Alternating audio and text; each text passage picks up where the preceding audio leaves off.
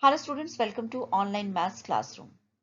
In part 2 of complex numbers and quadratic equations, we will take up polar representation of complex number and solutions of exercise 5.2. So let us start with it.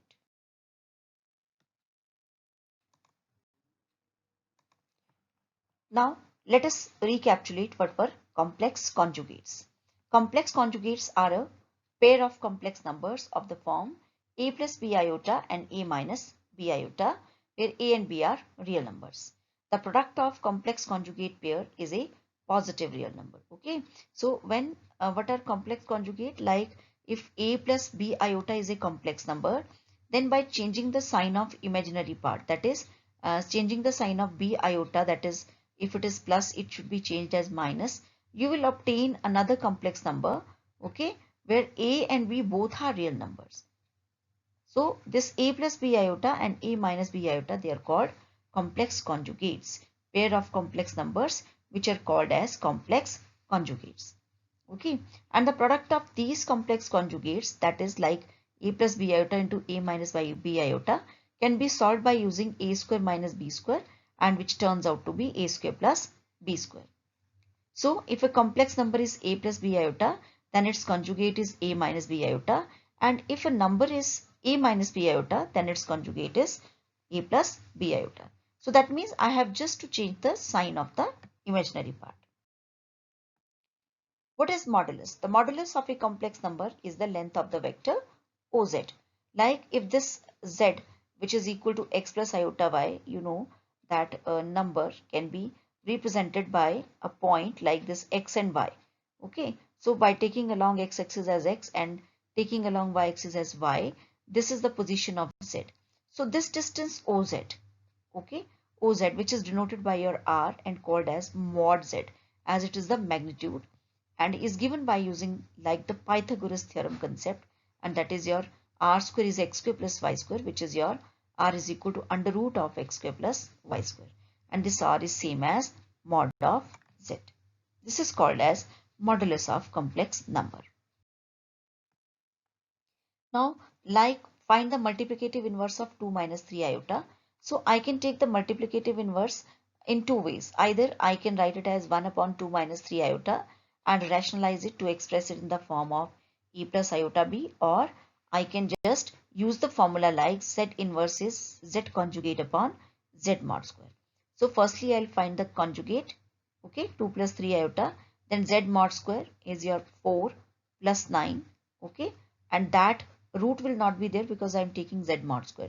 So it is 13, and by putting it in this formula we get the multiplicative inverse of 2 minus 3 iota. Okay, and second way is just take the reciprocal and then rationalize to get the result. Okay, and you are very well aware how to express a complex number which is in rational form to a plus iota b. The same is done by expressing it after rationalization. And the negative powers can be dealt as taking it to the denominator, like 1 upon iota raised to power 35, and then breaking it into the power of square, multiple of square, okay, and then rationalizing to the standard form. So you are very well aware about how to solve the negative powers of iota. The modulus and conjugate of a complex number. So as we have studied in the very first slide, that if z is equal to a plus iota b is a complex number, then modulus is denoted by z mod and is given by root of a square plus b square, that is real part square plus imaginary part square. Okay, and the conjugate is your the obtained by changing the imaginary part of sign of imaginary part of complex number, like the conjugate of a plus iota b is a minus iota b. Okay, now then comes the very important property is that z into z conjugate is equal to z mod square. That means if you know what is z mod square, like z mod is your modulus, we obtain it like root a square plus b square, so z will be your a square plus b square, that is without root. And if we multiply, like also if we multiply z, a complex number a plus iota b, with its conjugate a minus iota b, that is also a square plus b square. So very important property comes here, that z into z conjugate is equal to z mod square. We'll be using it in many questions. Furthermore, there are few other properties like z1 into z2 whole mod is equal to z1 mod into z2 mod. Like if we take the product first, then take its modulus, or first take modulus and then take product, result is same. For the second case, z1 upon z2 whole mod is equal to z1 mod upon z2 mod. Same is the case, like take either firstly divide and then take mod, or firstly take mod and then divide, provided denominator should not be 0. And z1 into z2 whole conjugate is same as z1 conjugate into z2 conjugate, and z1 plus minus z2 whole conjugate is again either you first add or subtract and then take conjugate, or you firstly take conjugate and then add and subtract, the result is going to be same. Even in division also, if you take the conjugate like z1 upon z2 whole conjugate, it will be like z1 conjugate upon z2 conjugate, provided the denominator z2 is not equal to. Addition of two complex numbers. Like if we take, there are few properties which addition is following, like z1 is equal to a plus iota b, z2 equal to c plus iota d are two complex numbers. Then the closure property says that the sum of two complex number is again a complex number. That means if z1 and z2 are complex numbers, then z1 plus z2 is also a complex number. This is your closure law. The commutative law says that for any two complex numbers, z1 and z2, z1 plus z2 is equal to z2 plus z1. Means either add in any order, result is same.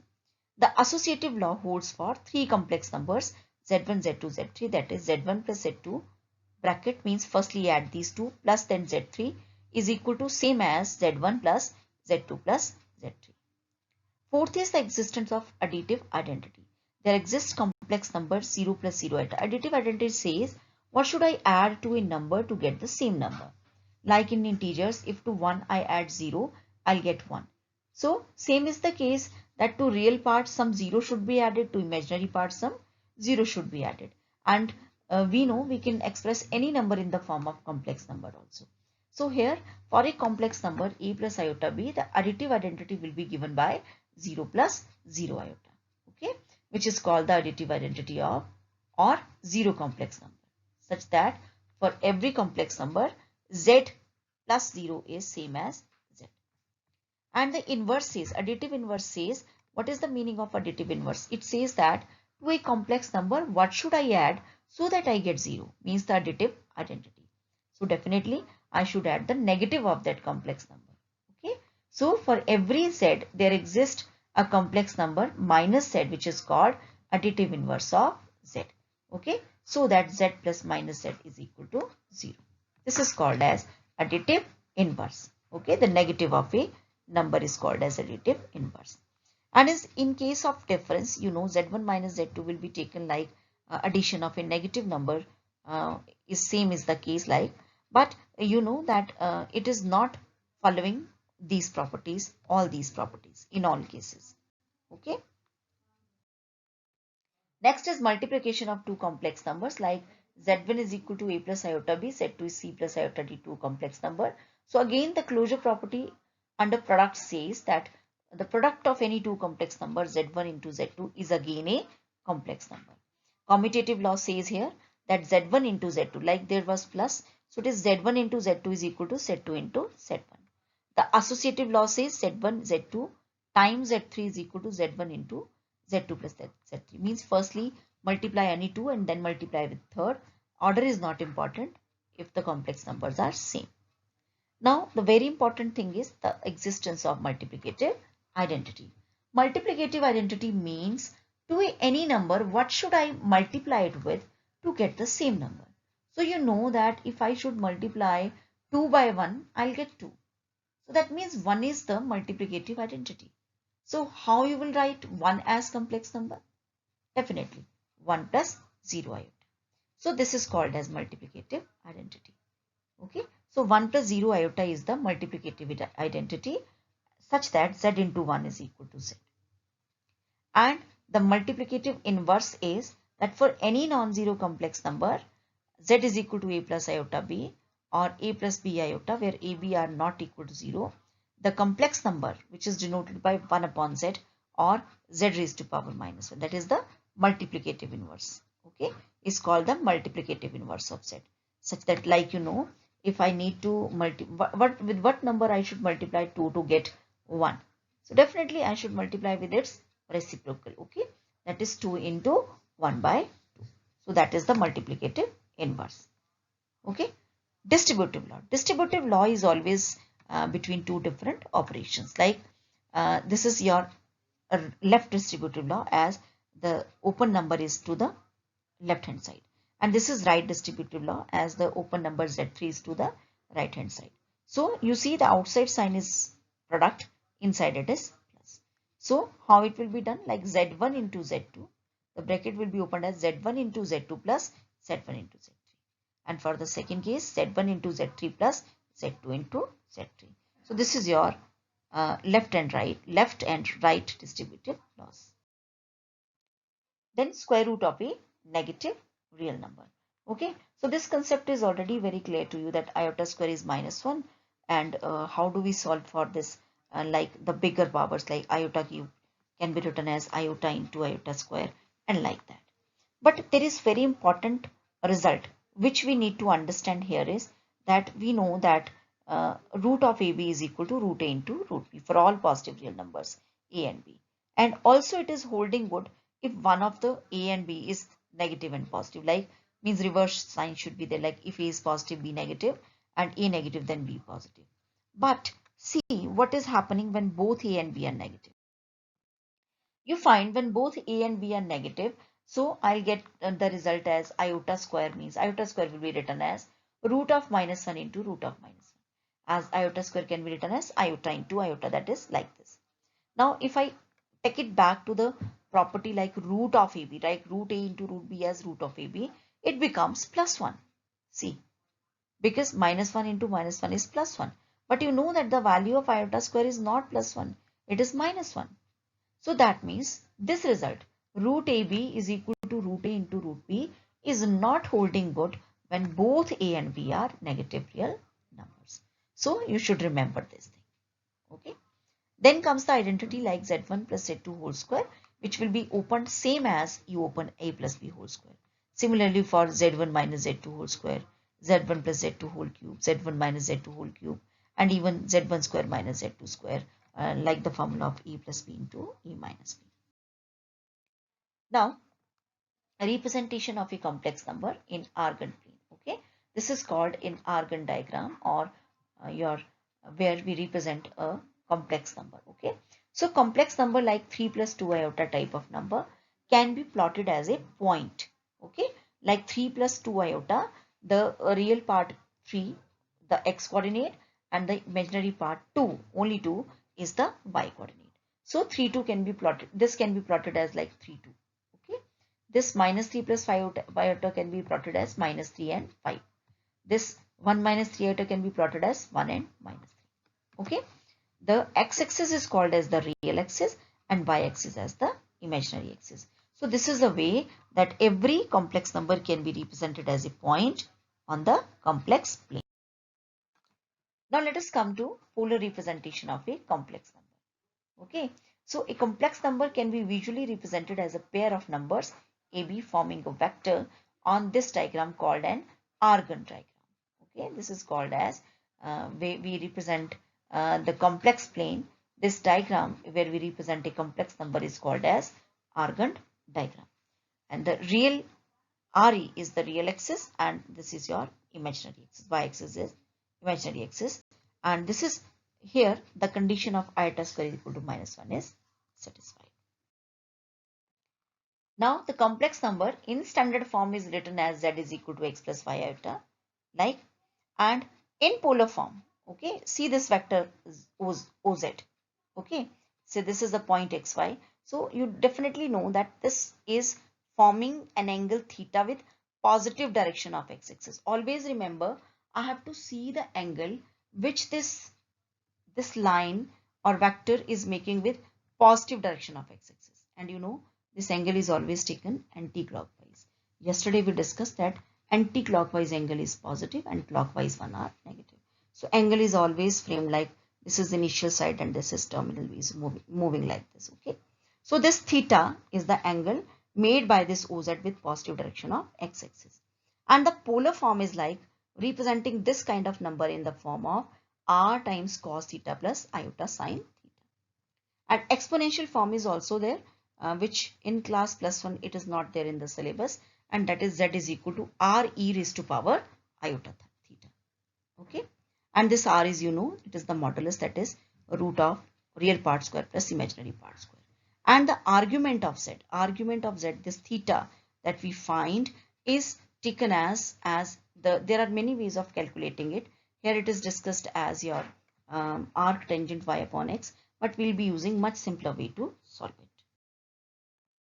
Now, how to convert complex number from rectangular form to polar or trigonometric form?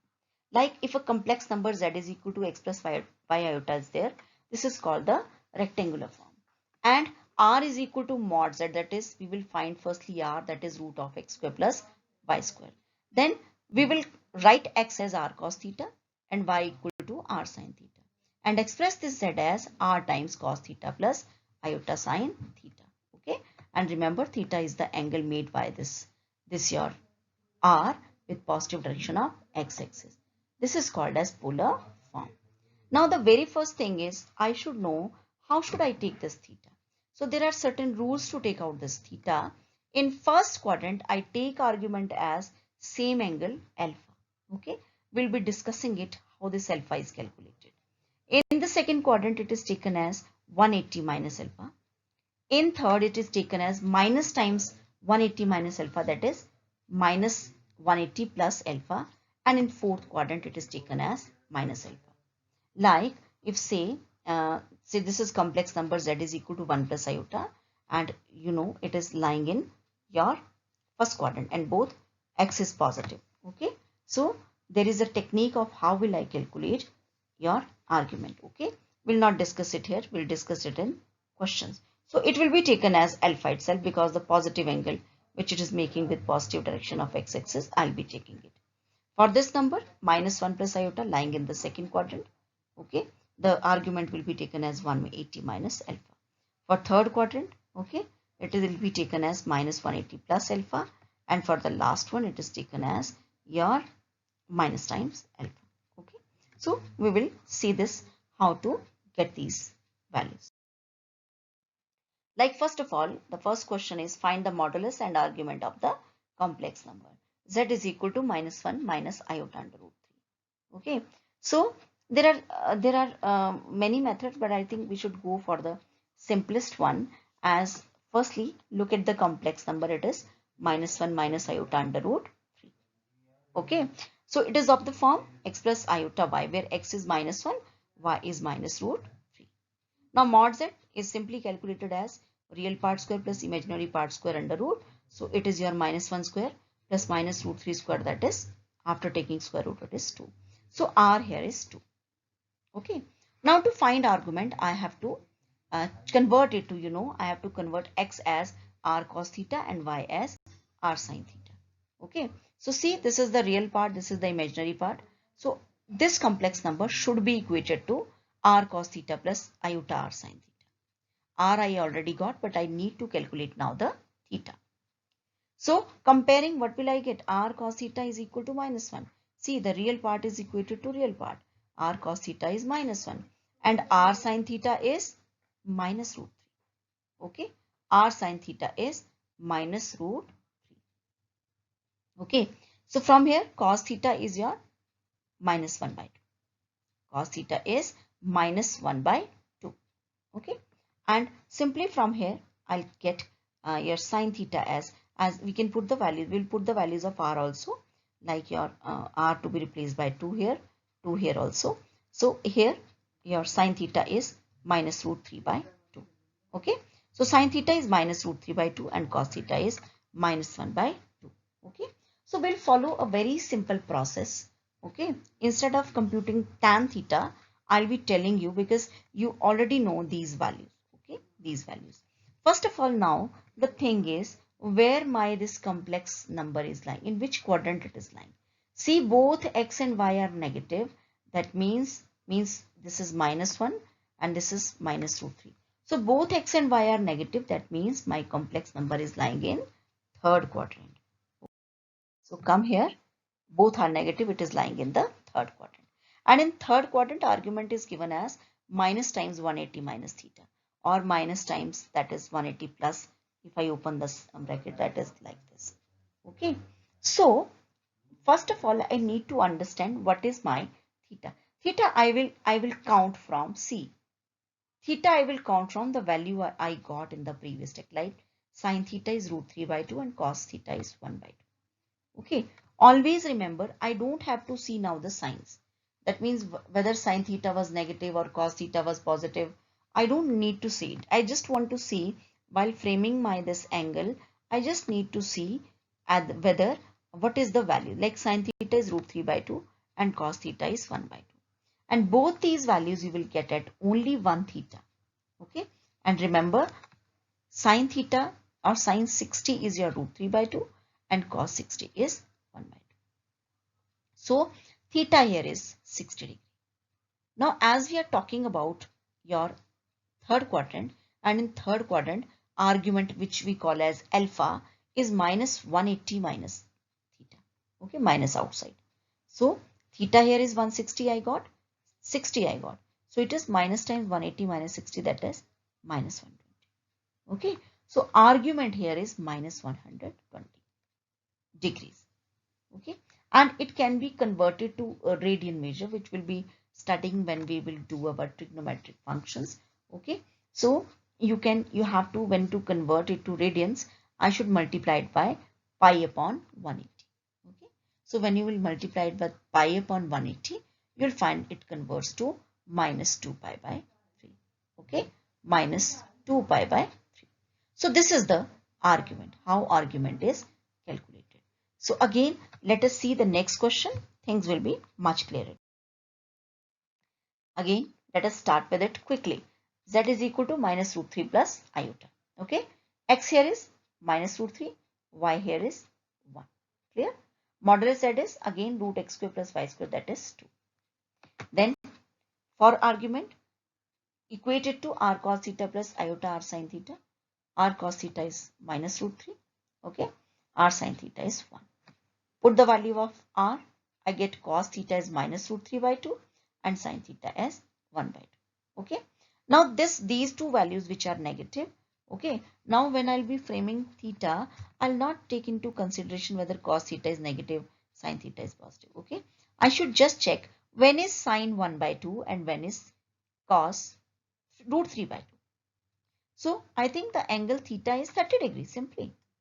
Okay, so this angle is 30 degree, theta is 30 degree, because sin 30 is 1/2 and your cos 30 is √3/2, keeping apart from this negative sign.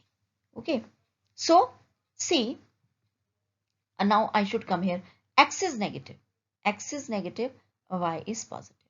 So I should now recapitulate in which quadrant x is negative and y is positive. Okay, x is negative and y is positive. It is in second quadrant. Okay, second quadrant. And in second quadrant, theta here is 30 degree. Second quadrant, what is your argument? 180 minus theta. So it comes out as 150 degree. Now again, to change it to radian, I will multiply by pi upon 180 and I get answer as 5 pi by 6.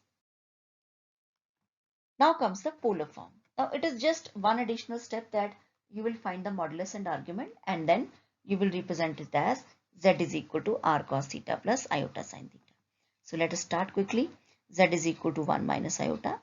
X here is 1. Y here is minus 1. Okay. So the polar form will be Z is equal to r cos theta plus iota sin theta. So I can go for modulus like simply also. Mod z is root x square plus y square. Okay, but see, this is also a way. Okay, and this is actually the real criteria of how it happens, that I'll firstly equate 1 minus iota to r cos theta plus iota sin theta, so that my r cos theta is 1 and r sin theta is your minus 1. Okay, now squaring and adding both these. Squaring and adding both this, what will I get? I'll get it as like 1 plus 1 is equal to r square cos square theta, means left hand side added to left, right to right. So it becomes r square times cos square theta plus sin square theta, that is 1. So r I get as root 2. And this simply I can get it from here also, like we were doing in the previous questions. Now to get the value of your cos theta and sin theta, take r cos theta as 1, r sin theta minus 1, put the value of r. Cos theta here is 1 by root 2, sin theta is minus 1 by root 2. Okay. So now you should just make out. Now keeping about the negative or positive signs. When is cos and sin having 1 by root 2 value? At same values at pi by 4. Remember, theta pi by 4. Okay. And when is your look at the complex number 1 minus iota. 1 minus iota means the point is 1 comma minus 1. So where does this 1 comma minus 1 lies? Okay. Where is it lying? Means where sin theta is positive and cos theta is negative. It is in fourth quadrant. And in fourth quadrant, I take argument as minus times your theta. That is, your 45 degree can be written as, after multiplying pi by 180, it is written as pi by 4. Okay. Divide it and you will get. And argument will be minus theta, that is minus pi by 4. Okay. Now to write polar form, I'll write r is root 2, theta is minus pi by 4. So polar form is z is equal to r times cos theta plus iota sin theta. Just simply replace r by root 2 and theta by minus pi by 4. You need not make it positive. You will get the polar form. Next question, z is minus 1 plus iota. We'll quickly solve it. The polar form is z is r cos theta plus iota sin theta. Okay. Okay. Now, first of all, let's see the point. It is minus 1 and 1. Minus 1 and 1. Okay. X is minus 1 and it is 1. So, you know in which quadrant it is lying. Okay. So, again, compare this r cos theta, or I will suggest that simply for modulus, you go for this way. This will be the simplest one. Okay. So, modulus I'll be getting at, and this way also r cos theta is minus 1, r sin theta is 1. Squaring, adding both sides, I'll get r as under root 2. Now to get your, put the value of r here back, you'll get cos theta as minus 1 by root 2, sin theta as 1 by root 2. Okay. So keeping apart the signs, again sin theta and cos theta will be having same value 1 by root 2 at pi by 4 or 45 degree. Okay.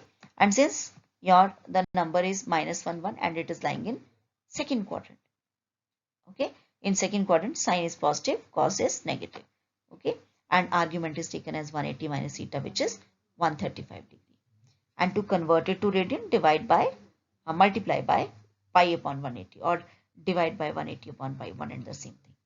And you will get it as 3 pi by 4 after cancellation. So argument is 3 pi by 4. Polar form is z is equal to root 2 times cos 3 pi by 4 plus iota sin 3 pi by 4. For the next question, z is minus 1 minus iota. The point is minus 1 minus 1. And you know x and y both are negative in third quadrant. So this is the question of third quadrant. Okay. So r cos theta is minus 1. R sin theta as minus 1. Okay. Squaring, adding, I'll get r again as under root 2. Now put the value of root 2. Cos theta again minus 1 by root 2. Sin theta again minus 1 by root 2. Again the angle is coming out to be 45 degree.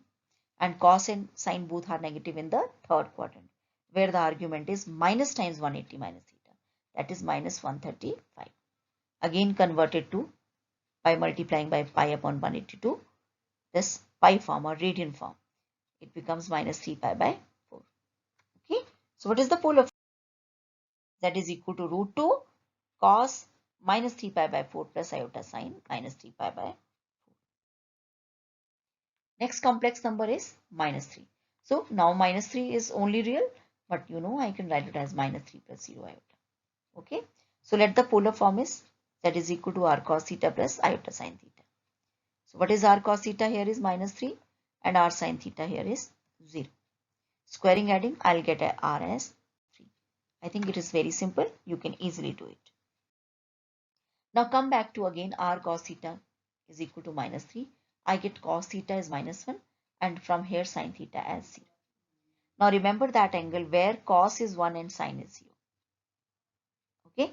cos is 1 and sine is 0. That is 0 degree. Cos is 1 at 0 degree and sine is 0 at 0 degree. And since you see x is minus 3, y is 0. Okay, cos is negative. Okay, this x is negative. That means it is lying in the second quadrant. So argument is 180 minus 0. Okay, so 180 minus 0, that is, again you can convert by multiplying it pi by on 180. That is, it is pi. R is 3, theta pi, polar form is 3 times cos pi plus iota sine pi.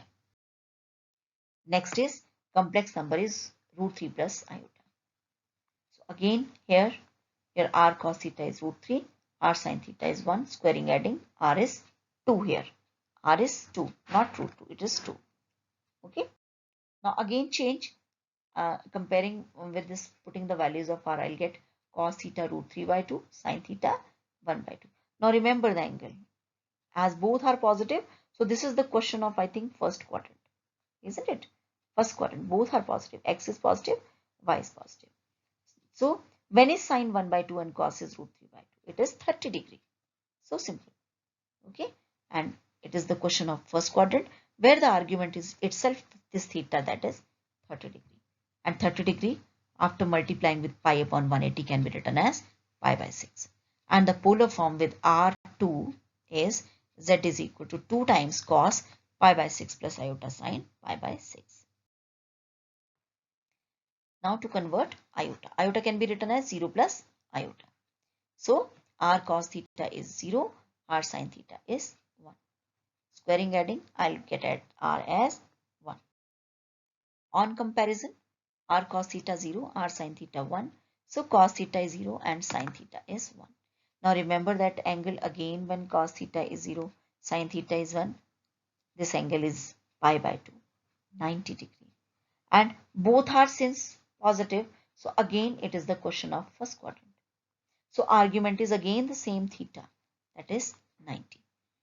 By multiplying pi upon 180, it is pi by 2. And the polar form is z is equal to 1 times cos 90 plus iota sine 90. This is all regarding polar representation of a complex number. Practice it well and then things will be clear to you. Do give a sound practice to this concept. This is very important concept to be used in your finding this type of thetas whenever angles are required, and even in class +2 this topic will be very useful. I hope whatever is taught is clear to you. Thank you so much.